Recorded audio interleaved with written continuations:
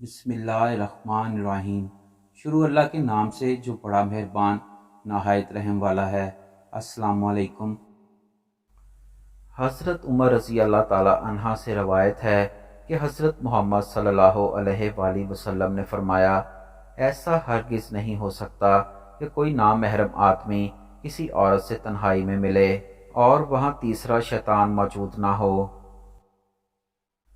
تشریح: حضور صلی اللہ علیہ وآلہ وسلم نے معاشرے میں عورت اور مرد کے درمیان اکیلے میں ملاقات کرنے سے منع فرما دیا کہ اس سے معاشرہ فحش اور گندے اعمال اور اخلاق سے محفوظ رہے گا۔